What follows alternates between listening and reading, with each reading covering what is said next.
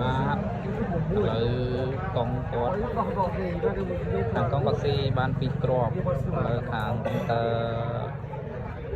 ខាងមកខាងទៀតអាសនាមគាត់ខាងធ្វើថាវាស្រួយលើ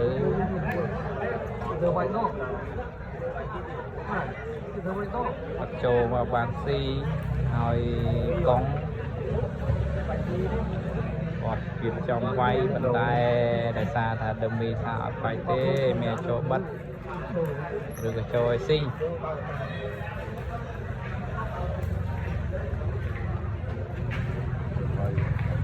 ក្រុមនេះអូខេហ្នឹង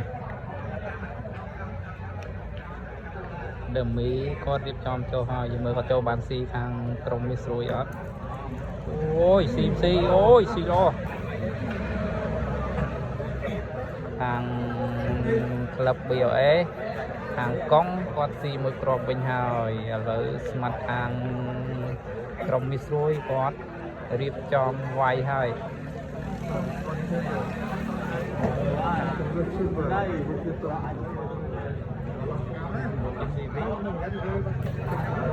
វាយត្រូវស៊ីមួយ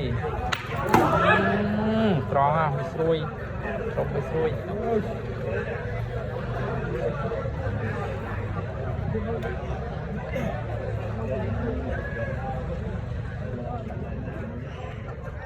លើដើមមីខាងកង់ខាងក្លឹប BOA គាត់ចូលមួយគ្រាប់ទៀត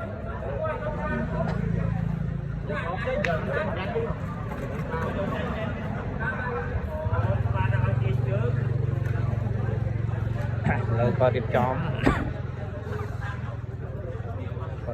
គាត់រៀបចំចូលហើយ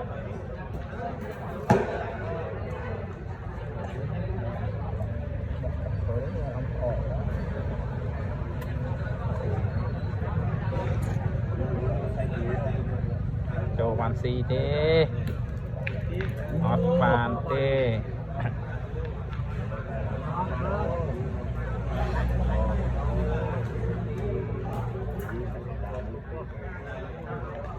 ต้องគាត់ចូលបាត់អត់បានទេខាង KC មួយហើយ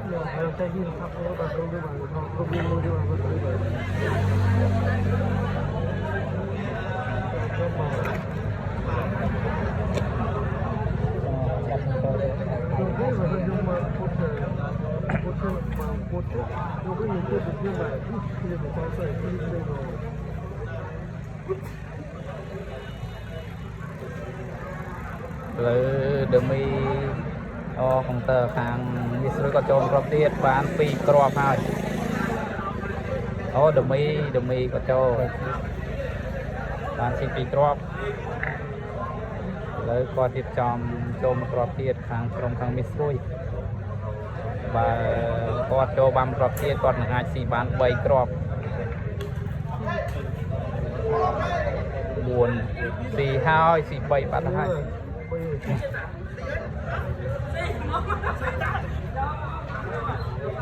ខាងក្រុមនេះស្រួយគាត់ស៊ីបាន3គ្រាប់ហើយ